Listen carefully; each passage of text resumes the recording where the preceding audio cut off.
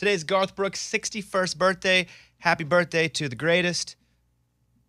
We'll all share a story in a second, but I want to hear from Mary Ann, who is in Nashville, who wants to share a little something with us. Mary Ann, good morning. Welcome to the show. Good morning, CEO. Morning. Okay, so when my daughter was in 5th grade, elementary school, her school every year did a Read Across America week. And they did special activities. At the end of the week, they always had a special reader. And they didn't let, the parents know the teacher. It was a complete surprise every year.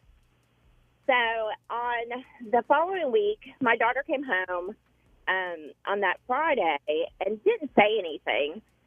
And then on that following week, I got an email of just laying out all the activities that they had done that week. And then we got a video of who the special guest reader was, and it was Garth Brooks.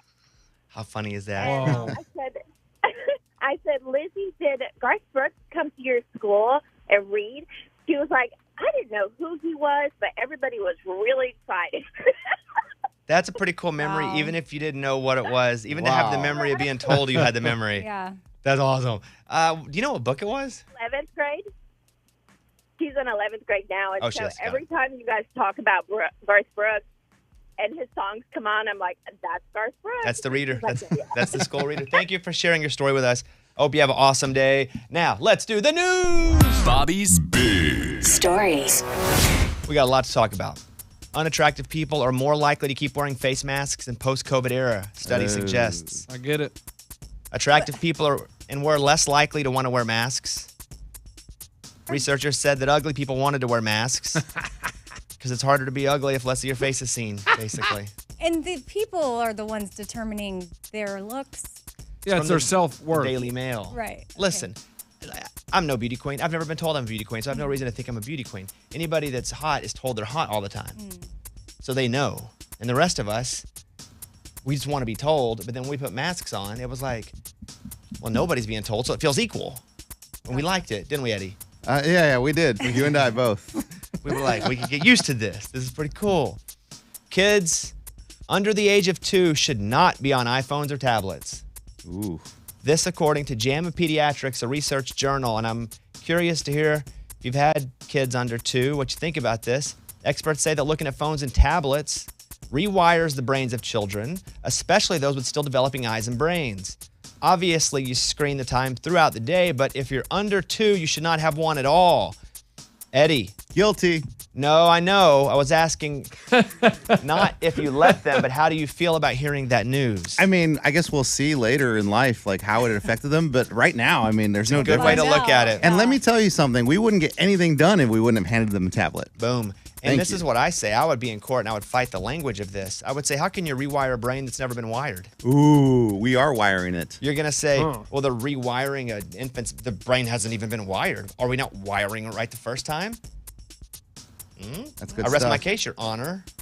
Lunchbox? My kids have never had an iPad or phone, tablet, whatever. They don't get on that stuff. What? Really? Yeah, I don't have those. But you do. Oh, it's how because do you- he does it. That's how do what's you funny. get stuff He doesn't done? even understand the iPhone. Like I don't have a tablet. I don't have one of those, so they don't have anything to use it. I mean, I don't give them that. Like, how do I get things done? He goes Don't out really. to the creek, wash the clothes on the old.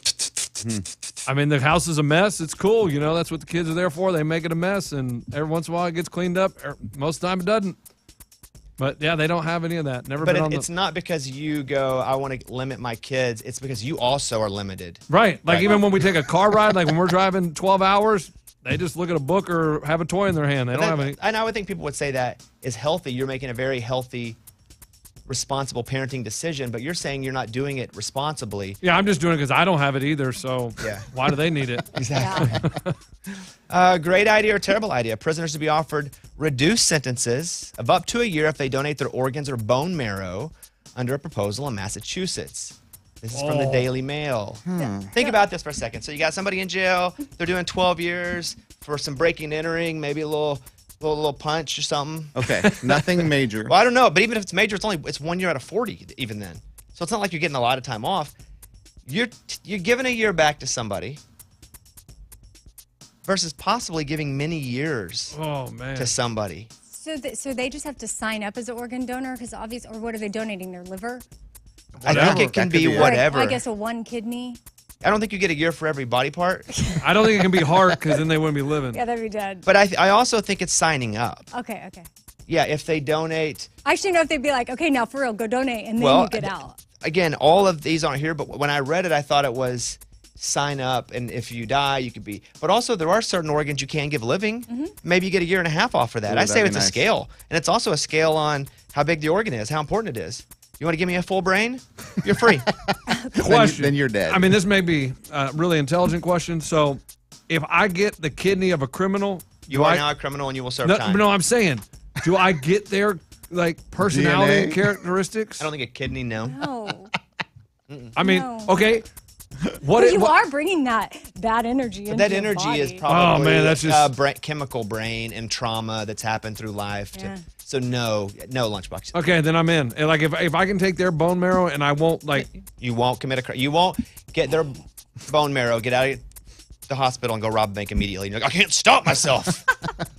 I mean that would be a good excuse. defense though, but I crazy. think they get out early. I'd take it. Yeah, I'm good with it. You give somebody 10, 15, 20 years of their life, and you get 1 year back, and it's not.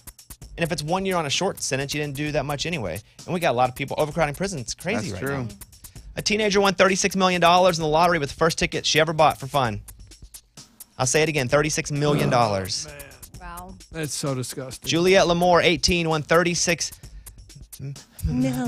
million $1 in the lottery last month. She's the country's youngest person to win a jackpot. Wow. She's going to go to medical school and become a doctor. That's from Insider. Good for her. Oh my gosh. She's probably going to do a lot of good with that. Yeah, I'm First sure time. First time she's ever played Like the why would lottery. you even go to medical school? I'd just be chilling. Like 36 million, yo, like Yo. hang out. Do you start saying yo Yo, more yo, once you yo, have yo. millions? Oh my Yo. goodness. In a poll, 38% of people say they've gone to work sick just to prove it to their coworkers, but you should stay home. 43% say it's selfish when people come in sick, especially when they're coughing. Raymundo Oh boy. will come in with Ebola. I wasn't contagious. Oh yeah, And right. you sit so close to everybody, it scares everyone. I told them they could clear the room. Do as I say, not as I do. My desk is away from everybody. If I come in and I'm sick, I'm not near you guys. And the show must go on. So unless I just can't go, we go. We all know that. However, all you guys sit by each other. And I don't want you here sick because I need you back full, quicker. what You I'm should saying. rest. You're sick, go home. But Ray comes in, Oh, he looked like death. sweating out of holes I didn't even know he had. I mean, what do you want me to take off? 3 months like Eddie with COVID? Well, that Hey. was like 3 years ago, first of all. And so- I was like the experimental. Like and I Eddie couldn't was on come the back. beach. He was just like living life. No, that's how I Chronicle. got it. Cracker Barrel offers free food for a year if you propose there from entrepreneur.com. Okay. During the week of Valentine's Day, couples will have a chance to win free food for a year if they propose at Cracker Barrel. You must share a video of the proposal on Instagram using the hashtag I said yes at Cracker Barrel. So it doesn't work for, I thought everyone would get it, But you're in the but right. you're in the Oh. running. 5 winning couples will be chosen for free Cracker Barrel for a year. That's cool. I do love Cracker Barrel. This is not a commercial. I do love Cracker Barrel. And that's a novel way to do it. And it has to be done during the week of Valentine's Day. I'm marking it down. Tom Brady's retirement sand. Did you hear about this? His what? His retirement sand? No. Do you know anything about Tom Brady? He retired again. Correct. And so when he was doing it, he was sitting on the beach, and they know exactly where he was. And they went and they got the sand he was sitting on, and they put it on eBay. Right? Mm-hmm. And it auctioned off. It was at $99,000. Oh my gosh. It's been removed. Okay. Oh, The listing was ended by the seller because apparently there was a quote error in the listing. Yeah, the error is you're an idiot. the air is not The really error the is that people sand. are idiots. No one's going to spend that kind of money on it. We don't even know if it's true. That's from WFLA. Toronto homeowners returned from a trip to find out that they had been impersonated and someone sold their house as them. Oh my gosh. What? The owners of a Terrible. yeah. The owners of a Toronto home got the surprise of a lifetime when they discovered their property had been fraudulently listed and sold by 2 people impersonated them while they were away on a business trip. During that time, police say 2 people impersonated the owners of the home. Police are looking to identify, allegedly, they want to find them and see how they hired the real estate agent because they acted like the owners. Everybody believed them. They sold the property. The new homeowners took possession of the property. Imagine if you're the new homeowner and you see this, you didn't even buy the property from the, like, what do you do? Gosh.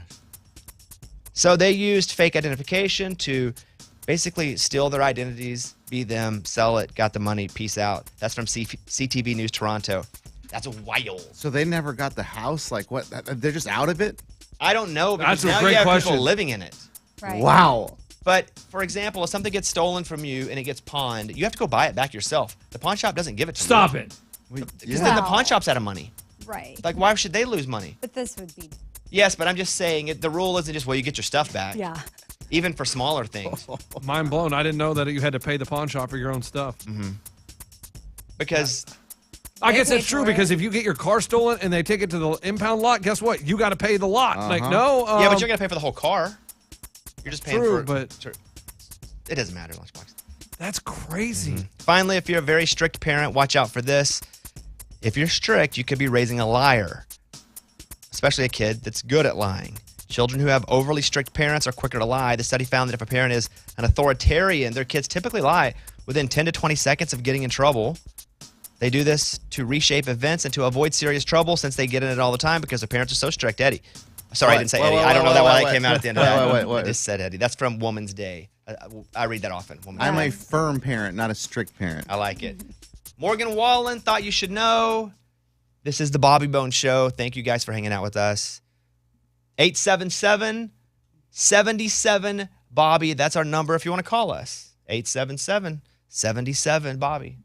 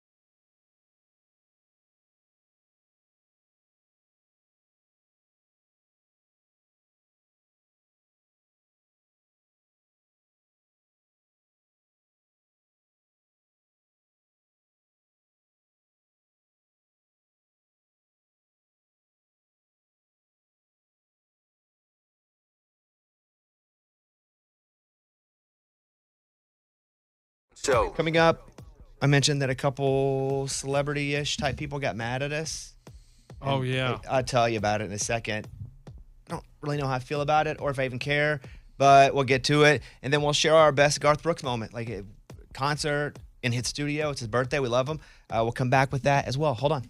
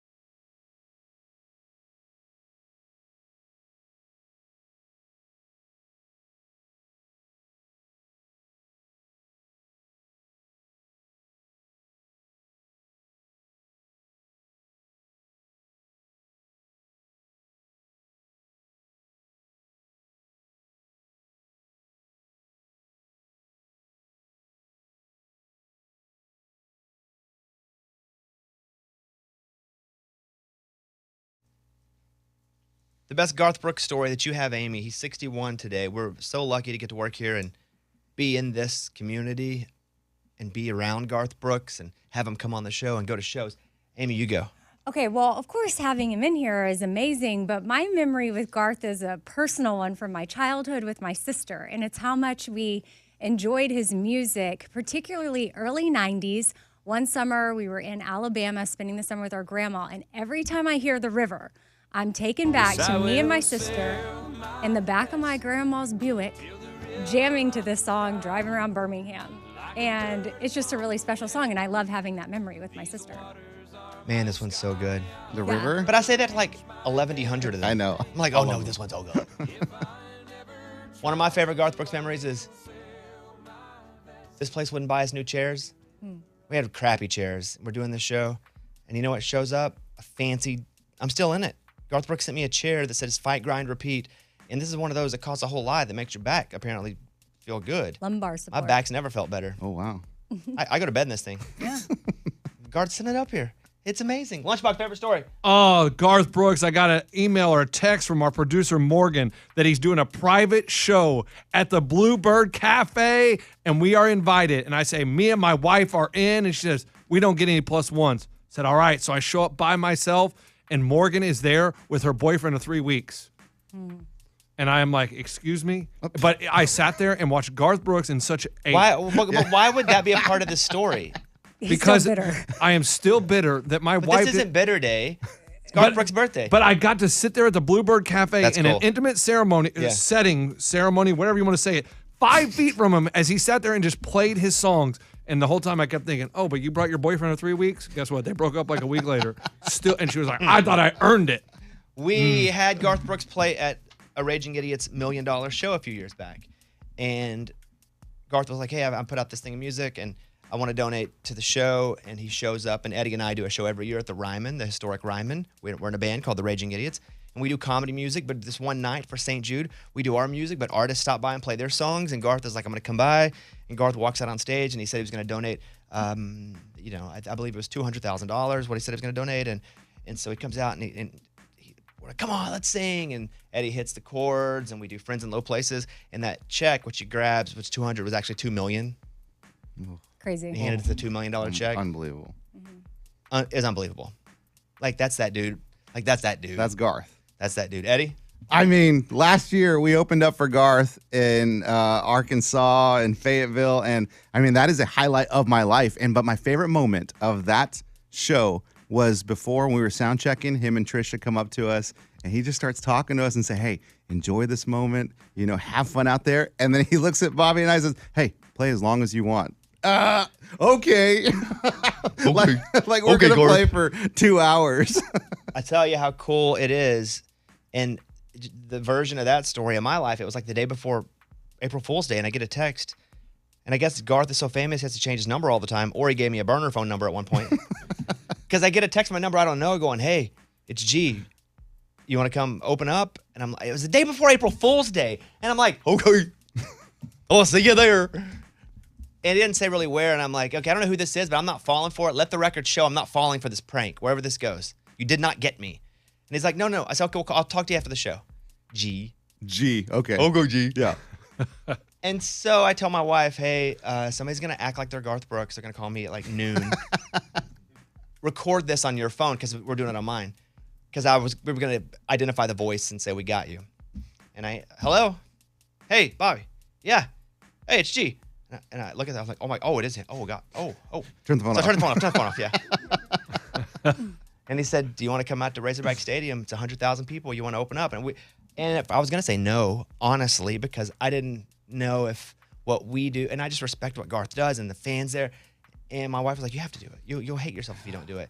I'm glad we did. It was awesome. One of the greatest nights ever. Thank goodness your wife said that. And so we get there, and here's the situation. At night, outdoor, the closer, the headliner, it's only really fully dark for them.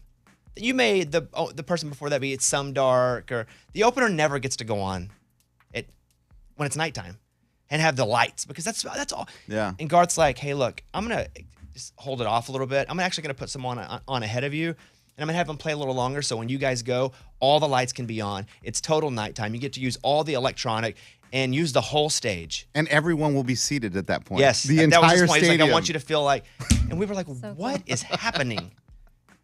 But that's just how, I keep waiting for something to go wrong. But it's like 40 times, 40 just the greatest guy. Oh, man, unbelievable. Happy birthday, Garth. It ain't much. These stories? Yeah, This is but just it's a little bit of, It's you all, know, it's, all, it's all we can afford. That's right. What do you What'd get? you say? He's 61? 61. He doesn't And on stage, 61. you think he's 30. Oh, yeah. Yeah. He doesn't stop. He runs the whole time. Here's a story because I did a Bobbycast with John Knight, and John Knight's just this massive songwriter. And he talked about meeting Garth Brooks and how he geeked out because Garth got there a little bit late, but here you go.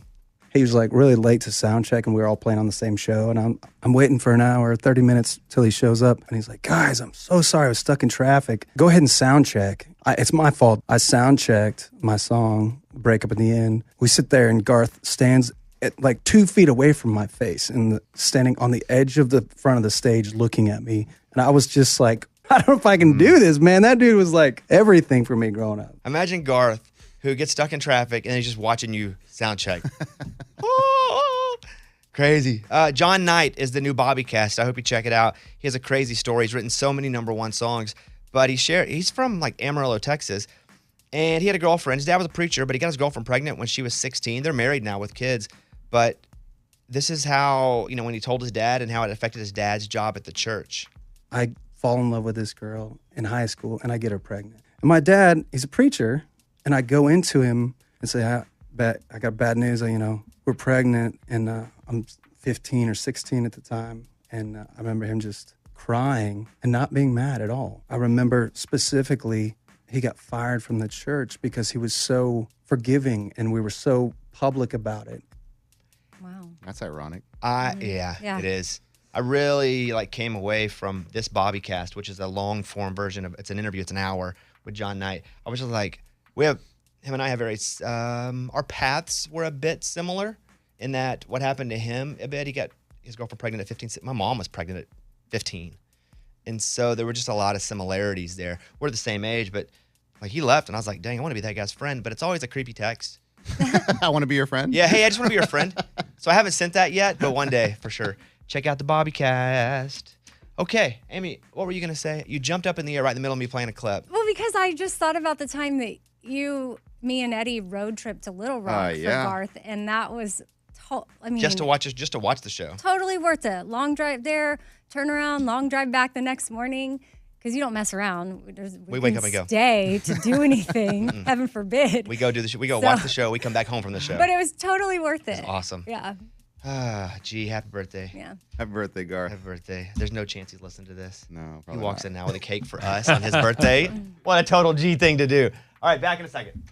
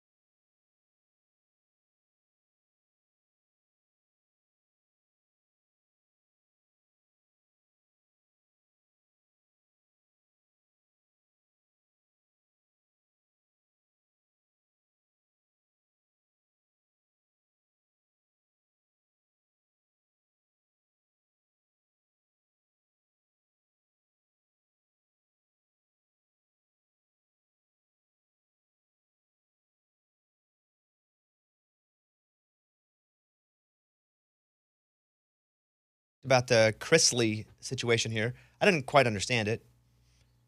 Lunchbox figured it out. Are they in jail now? Oh, they're in jail. They reported. And once somebody is convicted and found guilty, you can kind of go, well, they're guilty of this. And I've even said, look, if it comes out and turns out they didn't do it, I'll come on and go like, well, I got to eat my crow. But there's not really no crow. I just didn't understand it. But people would call in and say, yeah, I'll work at that place that he's going to stay. I'll tell you all about it.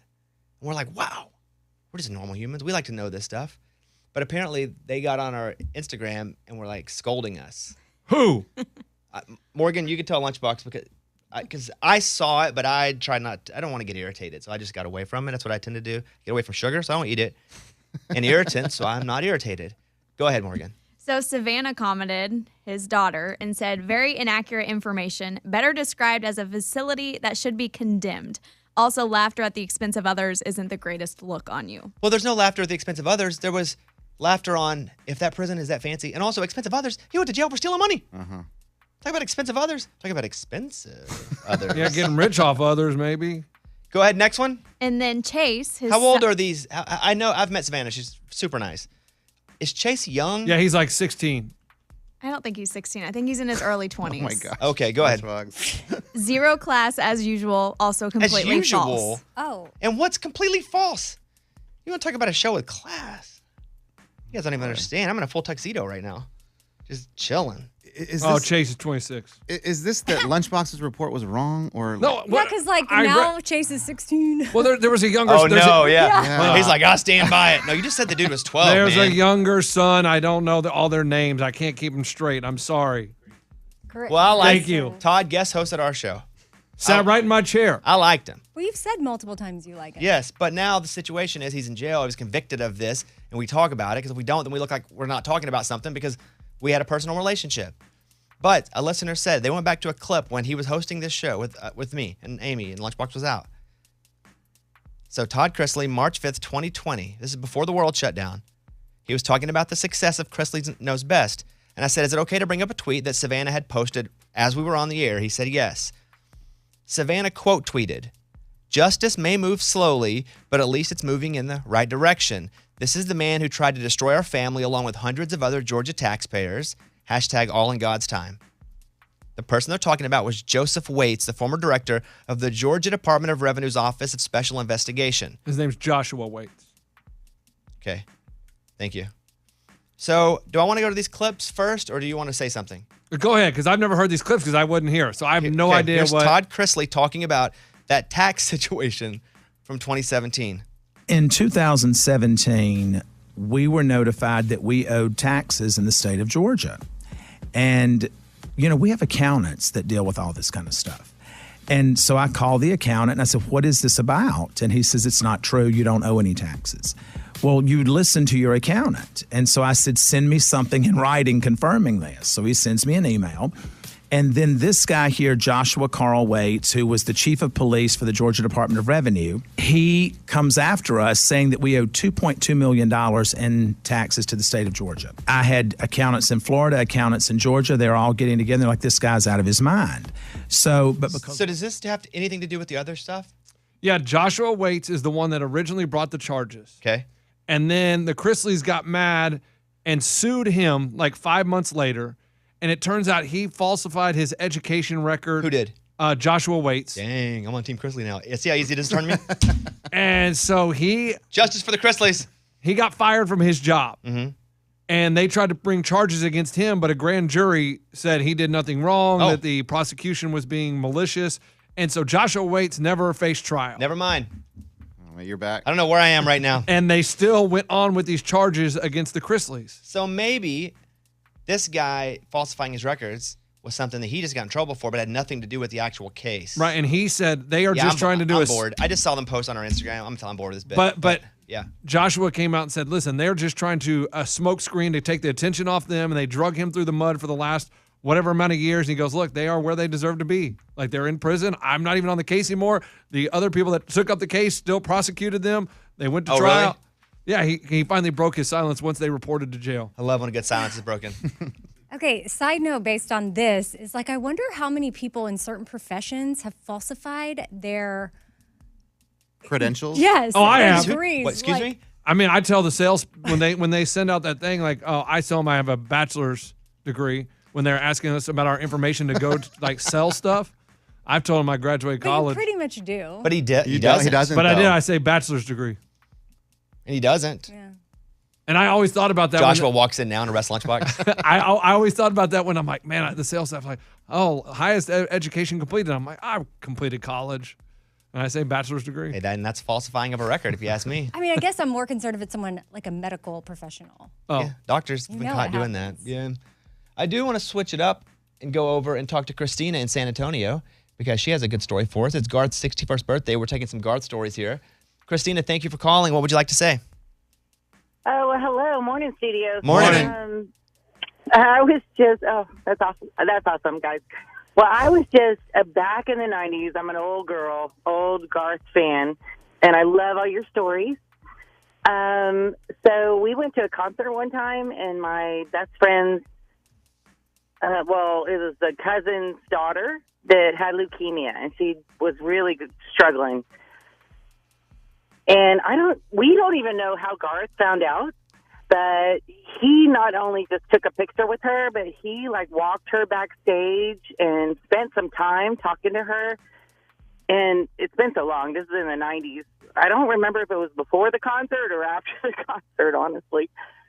But, oh, man, he was so gentle. So he took her in her he came and got him and took him backstage and gave her the star experience That's with him. classic Garth. That's Garth. We'd be here all day just telling awesome stories. I keep waiting for one that ain't awesome.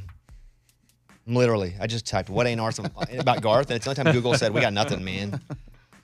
So happy birthday, Garth Brooks. Speaking of music, quickly, your top 3 songs in country music this week. At number 3, Morgan Wallen, Thought You Should Know. At number 2, Kane Brown and Caitlin Brown, Thank God. At number 1, Nate Smith, Whiskey on You. His second week at number 1, I did not plan this. You want to see if we can FaceTime Nate, see if he answers this early? That'd be cool. And just say, can't believe it, then just hang up. We don't even say what it's about. Is he a California guy? No, I mean, you grew up there, but Yeah, he I lives mean, here now. he's big over there. Well, yeah. I'm just Big He's got the everywhere number right 1 now. song for 2 well, weeks in a no, row. now he's big everywhere. Yeah. He answers with a big curse word. Isn't that too early? All right. Well, now he's going to call me back later, and I'm not going to want to answer because it's not going to be a bit. I got to explain the whole thing. Well, congratulations, Nate Smith, Whiskey on You. Ray, play that again, that hook again for me, please.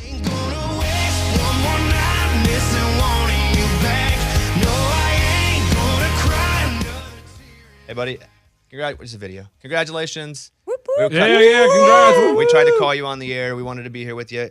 You know what? You may be a one-hit wonder, but you got 2 weeks of that one-hit wonder. We're proud of you, buddy. Okay, you didn't answer, so no need to FaceTime you back. This is that. All right, see you, bud.